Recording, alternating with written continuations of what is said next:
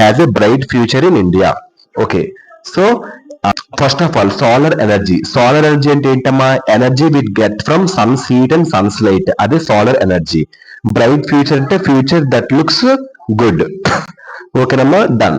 So మన ఇండియాలో ఇక సోలార్ ఎనర్జీ ఎందుకు మంచి భవిష్యత్తు కలిగి ఉందని మనం అనుకుంటున్నాము, ఎక్స్ప్లెయిన్ చేయాలి. Done. Solar energy has a bright future India due to following reasons. భారతదేశంలో ఈ యొక్క సోలార్ ఎనర్జీ ఎందుకు మనకి మంచి భవిష్యత్తుగా ఉంటది. సో భారతదేశంలో సంవత్సరానికి దాదాపు 300 సన్నీ డేస్ మనకి కలిగి ఉంటాయి. సో ఇది మనకి సోలార్ ఎనర్జీ ఉత్పత్తికి చాలా అనుకూలంగా ఉంటది. సో సోలార్ ఎనర్జీ ఇండియాకి బ్రైట్ ఫ్యూచర్ ఎందుకంటే ఈ ఫాలోయింగ్ రీజన్స్ వల్ల. ఒక్కొక్క రీజన్ చెప్పుకుందాం. First point, solar energy is inexhaustible source of energy that is produced from sunlight. ఈ సోలార్ ఎనర్జీ తెలుసు కదా, energy VIT get from sun's heat and light. ఇది ఒక ఇన్ఎక్సాస్టిబుల్ సోర్స్. ఇన్ఎక్సాస్టిబుల్ సోర్స్ అంటే తెలుసా, ఎనర్జీ ఎప్పుడు కూడా అది అయిపోదు, అలా వస్తూ ఉంటుంది. సన్లైట్, విండ్ ఇవన్నీ కూడా inexhaustible source. So that is produce sunlight. Sunlight అంటే ఏంటమ్మా? Light from sun that helps plant grow. Sun నుంచి వచ్చే లైట్, దాని వల్ల ప్లాంట్స్ అని ఎదుగుతాయి. అంటే పాయింట్ కి అర్థం ఏంటంటే అమ్మా, ఈ యొక్క సోలార్ ఎనర్జీ అనేది ఒక సూర్యకాంతి సన్లైట్ నుండి ఉత్పత్తి అయ్యే యొక్క ఎనర్జీ అన్నమాట. సూర్యుడు రోజు కాంతి ఇస్తూ ఉంటాడు కాబట్టి ఈ యొక్క శక్తి ఎప్పటికీ తక్కువ కావడం అనేది ఉండదు, సూర్యుడి శక్తి.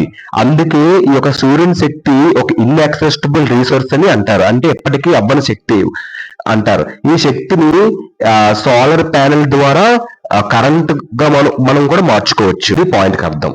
India is a tropical country, thus there is enough scope for the development of solar energy. So, done. Tropical country అంటే ఏంటి? కంట్రీ దట్ నియర్ ఈక్వేటర్ దగ్గర ఉన్న కంట్రీ. ఈక్వేటర్ అంటే తెలుసా? Hottest part of earth. Hottest part of earth ఏమంటారు? Equator అంటారు. ఆ equator దగ్గర ఉన్న కంట్రీ ఏమంటారు? ట్రాపికల్ కంట్రీ అని అంటారు. సో ఇనఫ్ స్కోప్ అంటే ఏంటి? ఏదైనా చేయడానికి పుష్కలంగా అవకాశం ఉండడం, దాన్ని ఇనఫ్ స్కోప్ అంటారు. So done. ఈ పాయింట్ కి అర్థం ఏంటంటే అమ్మా, భారతదేశంలో ఈ యొక్క చాలా ట్రాపికల్ రీజన్స్ ఉంది, అంటే వేడిగా ఉన్న ప్రాంతాలు ఉంటాయి. సో అక్కడ ఎక్కువ సన్లైట్, ఎక్కువ ఎండ ఎక్కువ ఉంటది, విశాలమైన భూమి కూడా అక్కడ ఉంటది. అందువల్ల భారతదేశం సూర్యశక్తి అభివృద్ధికి చాలా అనుకూలమైన దేశం. ఓకేనమ్మా, ఎందుకంటే భారతదేశం ట్రాపికల్ కంట్రీ కాబట్టి. ట్రాపికల్ కంట్రీ అంటే ఏంటి?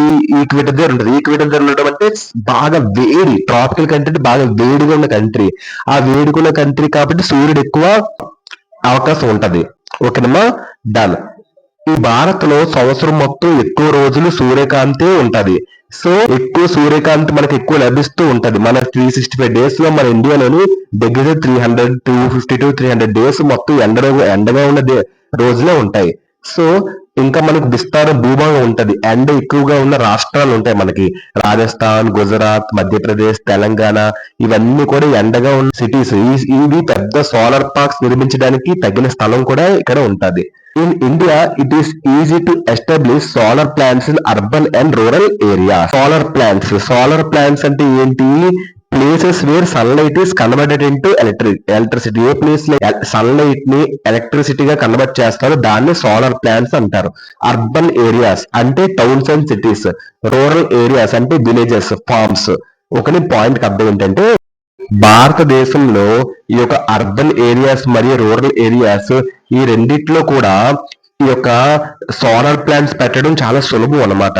సో సోలార్ ప్లాంట్స్ అంటే మీకు తెలుసు కదా, ఆ ప్లేస్ లో సన్లైట్ ని ఉపయోగించి ఎలక్ట్రిసిటీ కన్వర్ట్ చేయడం.